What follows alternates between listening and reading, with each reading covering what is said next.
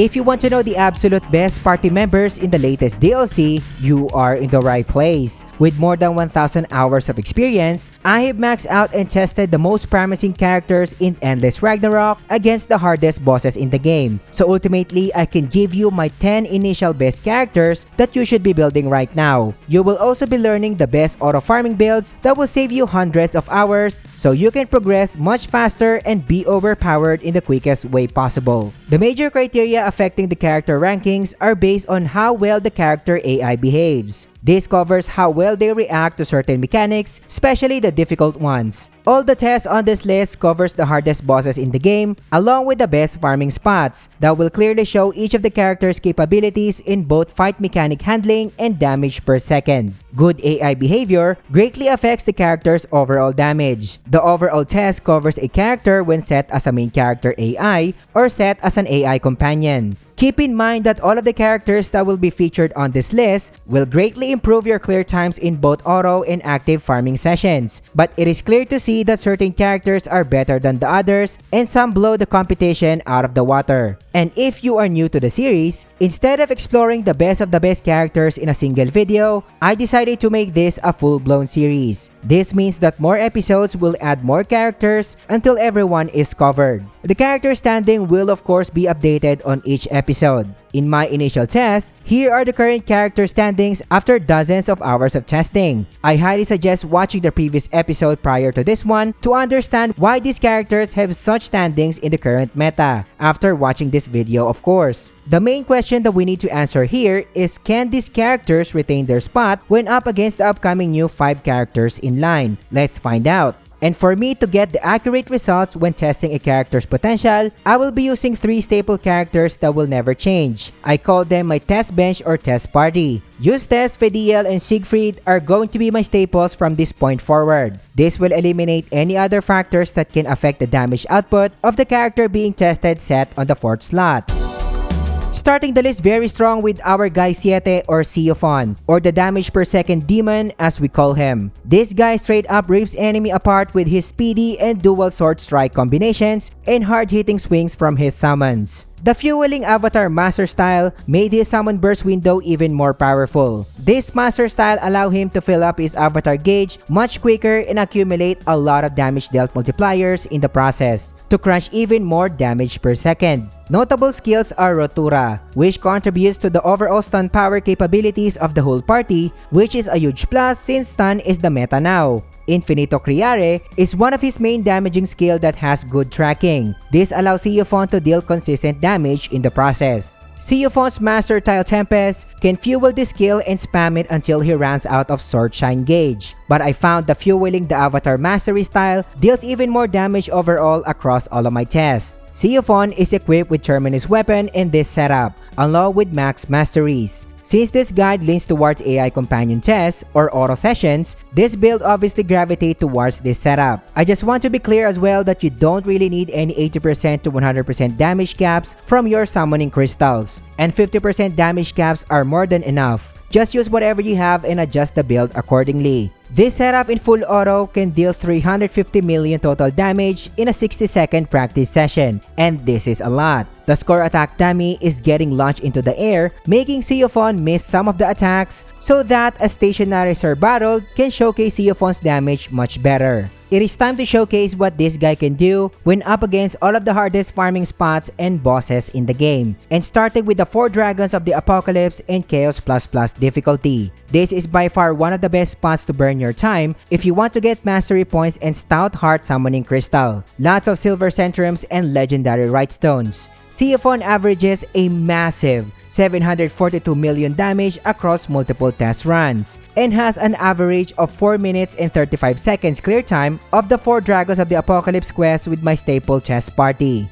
Chaos++ Lucilius test is one of the major endgame farming spots that you will be spending the majority of your time on. Not only is this spot turning out to be the best overall mastery point spot in the game, but farming Lucilius stones is the true attraction in here. Lucilia Stones can give your whole party level 15 Berserker Echo and 50 to 100% skill damage cap-up that you will want to get your hands on. Xeophon can no doubt perform against Lucilius, averaging 413 million damage across multiple test runs, and with an average of 2 minutes and 39 seconds clear time with my staple test party. This clear time is decently fast, which of course gives me the ability to gain a lot of mastery points and a lot of raw materials to exchange for Ambrosia and even more MSP.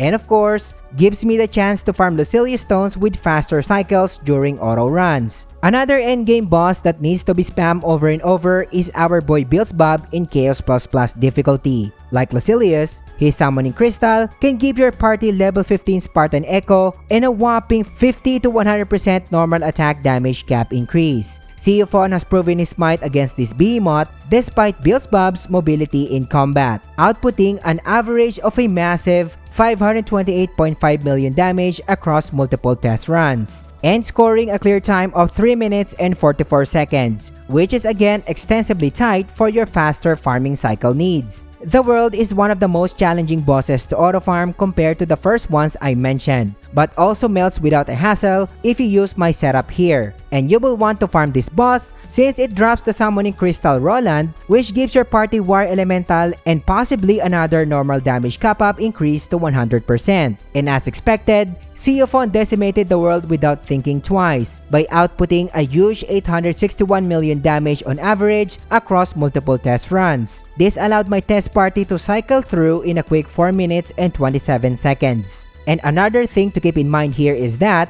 when the world casts his bubble mechanic, you can't stop your main character from dying during auto runs. But if you follow the whole setup that I'm about to show you later down the line, you will be clearing each of the major bosses at lightning speed. So dying once or thrice is not really a big deal, so don't be alarmed. I have already run hundreds of tests for the builds that I am about to give you, and it never failed once. Ultimately, you will never go wrong with Xeophon set as your main companion, but I don't really recommend him as your main character during auto farming sessions, because his AI behavior when set as a main character tends to idle a lot around the boss, despite the target is being in range with Xeophon. Overall, Xeophon is a solid character as an AI companion, worthy of the top 10 spot on this list. But we are just getting started in here, and the next characters will truly blow your minds, so you don't want to miss any of them.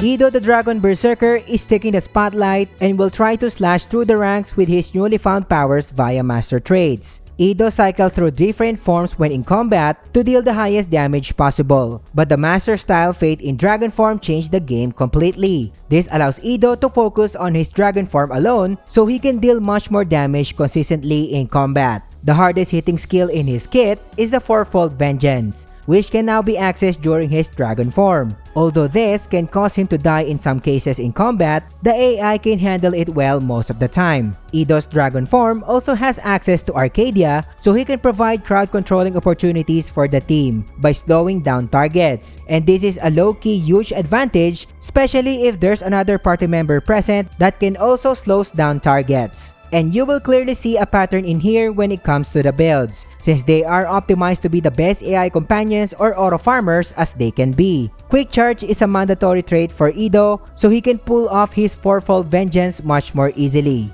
Again, let me be clear on this one. You don't really need 50% damage cap summon crystals to auto farm all of the major spots in the game. Just work with what you have and improve your summoning crystals as you go. The setup that I just showed you can score 305 million in a 60-second dummy run. This full auto dummy run is tested with Glass Cannon trait, which is one of your terminus weapons traits that you can easily change anytime. So don't forget to remove it when going to actual combat. And with the build that I just showed you, Ido is scoring an average of 744.1 million across multiple test runs against the 4 dragons of the apocalypse, and gives my test party clear times with 4 minutes and 24 seconds on average, which is decently fast for an auto farm, allowing me to cycle for more runs per hour. Beelzebub's shiny armor, and not to mention his well-built body, will be clawed out by Ido, giving you an average of 744.5 million damage and helps the the whole party score a 3 minute and 25 seconds average clear time across multiple test runs. And Lucilius's angelic feathers will burn into the ground if you do have Ido in the party. Given that this is the best mastery points farming spot in the entire game, the 2 minutes and 4 seconds clear time average is borderline top tier, thanks to Ido's average 400 million damage. This will allow me to have faster cycles to farm Lucilius's summoning crystals and the said mastery points. Of course, we need to farm Roland's summoning crystal, so the world must suffer till the end of time. And Ido is making this boss suffer by averaging an 812 million damage in multiple test runs. This helps the party score an average clear time of 3 minutes and 51 seconds in full auto runs. Ido is no doubt a pure damage per second AI companion, and gives your team a high damage output across the board. Worthy of the top 9 spot on this list, placed 1 rank higher than Seophon. Ido's low crowd control is a huge plus, allowing your whole party to have faster clear times compared to when Seophon is the one slotted in the party.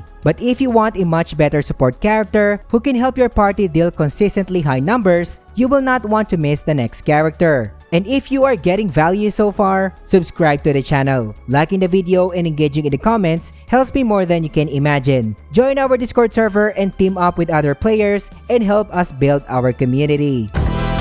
And players who would love to see a traditional party lineup with a support will want to get their hands on Cagliostro. Cagliostro is hands down the ultimate support in the current version of the game, and there's simply no competition in here. Damage boosting buffs and debuffs in general receive a major rehaul in Endless Ragnarok, so buffs cuts into the meta and are actually beneficial now. Cagliostro's Phantasmagoria will boost the entire party's attack, defense, and critical rate. The critical rate can obviously be disregarded in here, and this is not everything she can offer. Cagliostro's Alchemedic Master Style will allow the Phantasmagoria's effect to be amplified. Not only do the skill's attack and defense values increase, but it can also give your whole party a whopping 70% damage cap in every Phantasmagoria cast. The Alchemedic Master trait also gives Cagliostro the chance to use Phantasmagoria frequently because of the possible cooldown resets and lengthens its overall buff duration. Reinforce, on the other hand, is a totally different beast. At first glance, you will think that healing is useless because all of our characters use Celestial Ventus that prevents any kind of healing from outside sources. But this is where it starts to get crazy, since her heal to shield conversion master trait will give your ally shields instead of healing. And with the build that I'm about to show you, she can give your teammates a whopping 9,999 shield in every cast. How insane is that? Adding icing on the cake is her skill Mayhem that can inflict an attack down debuff on bosses, making your shields even more effective in the process. Despite Cagliostro's being the ultimate support, I decided to build her as a full-blown damager still, since the AI can perfectly dodge 90% of the mechanics in the game. I really wanted to achieve the fastest clear times in every quest, so every little bit of damage per second helps. She still uses her normal attacks and charge attacks that deal at least a little bit of damage anyway. But if you decide to build her with more HP and be more tanky, that is completely fine as well. To see the actual difference in Cagliostro's performance, I decided to use a different test bench this time temporarily. I removed Fediel and slotted in another big DPS character like Percival, for example. She can still help in dealing damage, but don't really expect a stellar performance. But a 184 million damage scored in a dummy test run is a decent noticeable damage from her end. You can see that Cagliostro can deal an average of 249 million damage across multiple test runs, while giving the party an average clear time of 4 minutes and 54 seconds in the 4 Dragons of the Apocalypse mission. Build's above average clear time with Cagliostro is stellar, allowing me to cycle with an average speed of 3 minutes and 38 seconds, while Cagliostro herself is dealing an average of 150 million damage. Lucilius will hate Cagliostro to the core, since this gal of ours allows the test party to cycle with a lightning fast clear time of 1 minute and 51 seconds, while Cagliostro contributes 131 million damage to bring misery to Lucilius. The world will never see the light of day that long. The entire party is crushing this guy with a 4 minute and 50 second average clear time, and Cagliostro will not go home without a fight. She is averaging 340 million damage across multiple test runs. Cagliostro is no doubt one of the ultimate supports in the current state of the game. She is best suited as an AI companion and definitely horrible when set as the main character for auto farming sessions. Cagliostro definitely lacks the damage, but take this comparison for example, where it clearly shows that Phantasmagoria makes up for the DPS loss. The clear times of a party with Frau are not that much of ahead in the majority of the test, compared to the party with Cagliostro. On top of that, since the party is most of the time in good shape, you can expect your big DPS characters to output even more damage, because they are maximizing the Celestial Lumen's trait effect, thanks to the stable fat shields that they are receiving in combat. But don't expect her to tip the balance that can beat the top 5 characters, since even without her, the top characters can even score faster clear times and big damage. And with no doubt in mind, she is great, but she is just another option if you want a change of pace or additional comfort or added layer of safety in your runs, worthy of the top 7 spot on this list.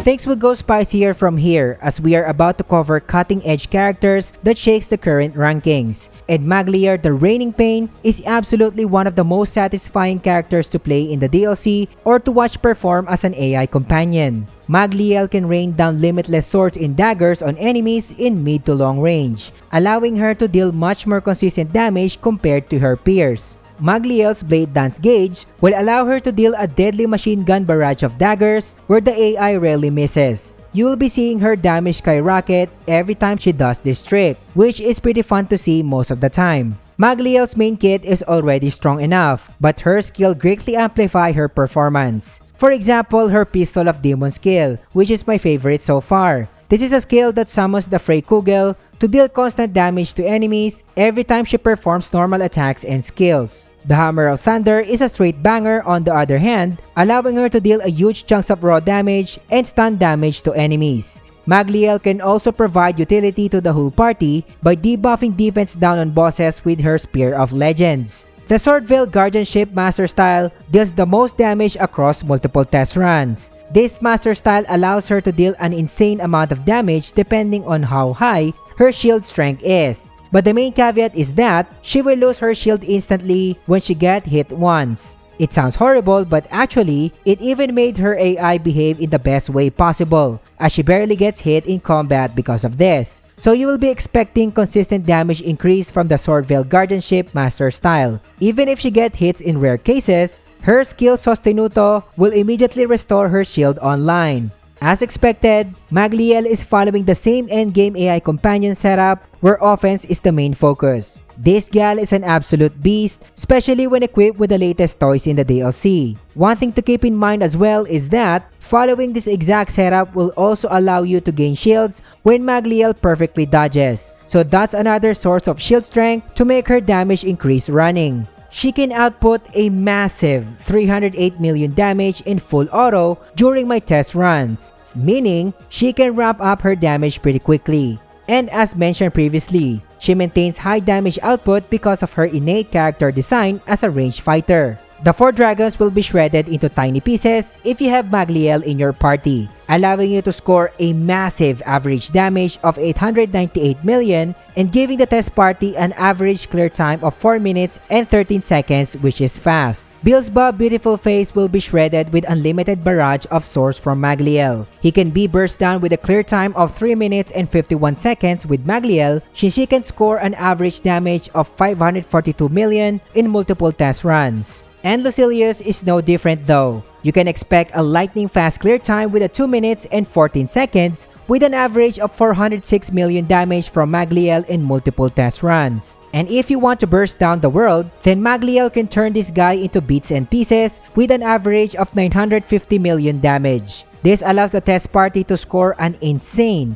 4 minutes and 5 seconds clear time, making you cycle even faster. Magliel is a great character overall, especially when set as an AI companion. But what's surprising here is that she can also be a decent main character on auto with an almost perfect dodge record, at least in all of my tests so far, allowing her to maintain her shield for more damage increase. Although expect that there is still an idle time if she plays as a main character in auto farming, since her range is not really as godly as Eustace. If you really want the best auto farming results, you can't really replace Eustace as your main character. And with all that said and done, Magliel is worthy of the top 6 spot on this list, overtaking Fediel and Cagliostro. She can even rival Eugen's performance when it comes to overall damage and clear times, or even exceeds the old man. But Eugen's paralysis and defense down makes the cut for retaining his position in the top 5 spot. But if you want a more significant boost to your overall party damage output, the next character can blow the competition out of the water.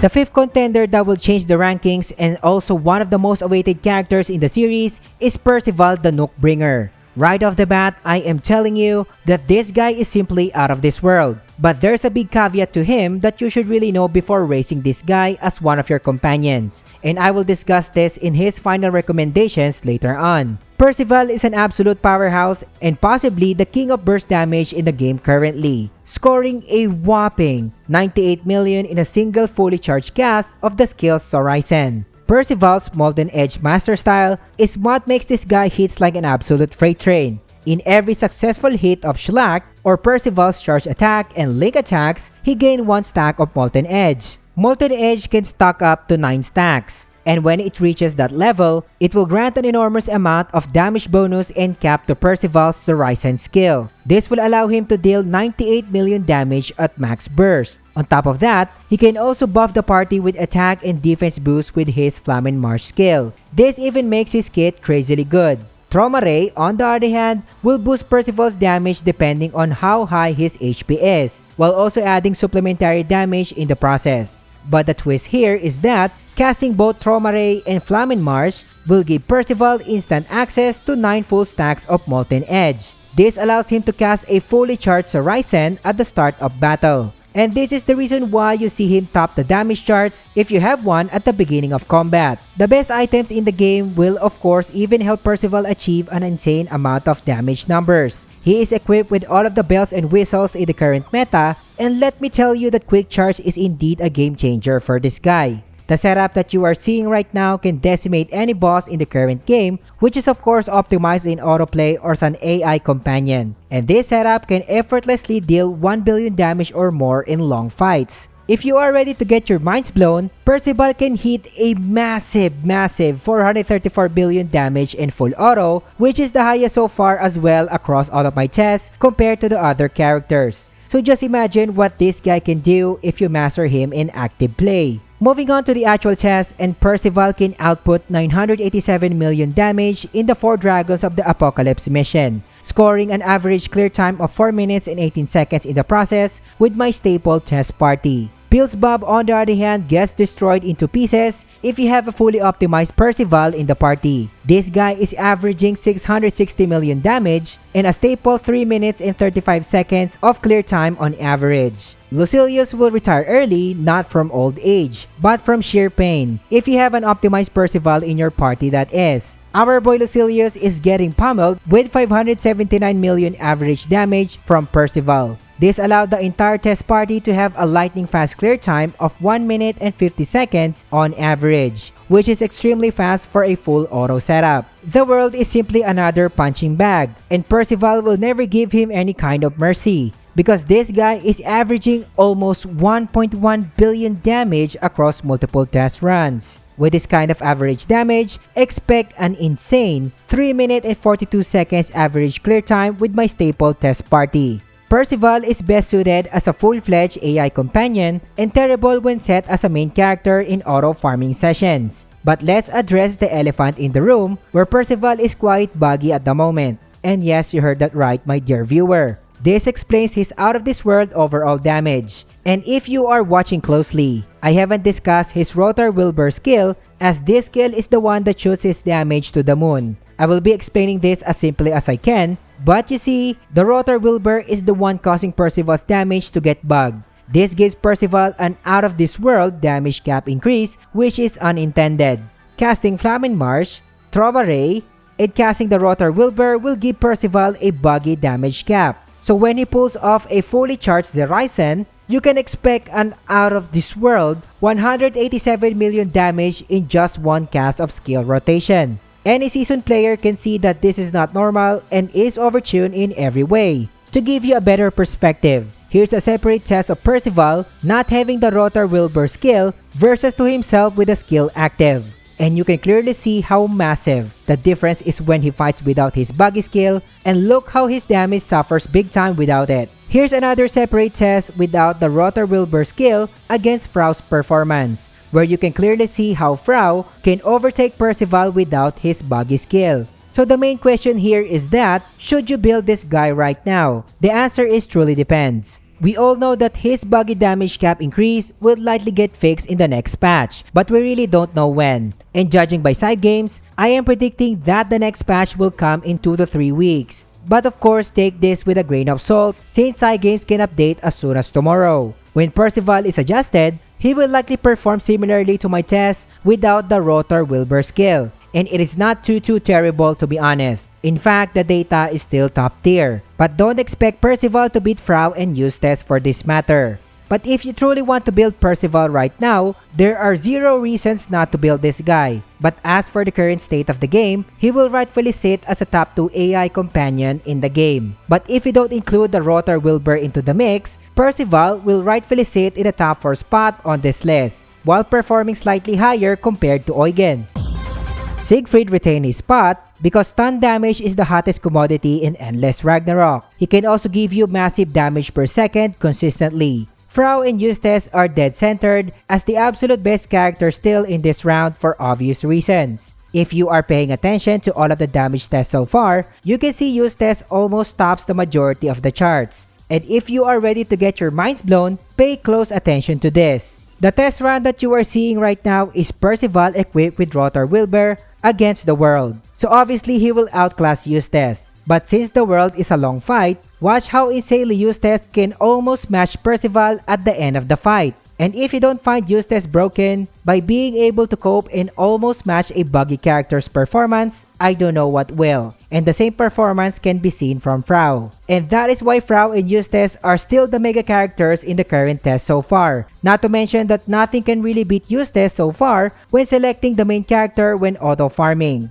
And as mentioned previously, this is going to be an ongoing series, so more characters will be added into the test. So the rankings will be updated as well. So the main question that we need to answer here is, can these characters hold their position in the upcoming test against the other champions? I guess we will see. And if you want to know how to build Eustace and Frau and get your party set up to go nuclear, this video will teach you everything you need to know. And with that, I'm the Samurai. Thank you for watching and I will catch you on the next one.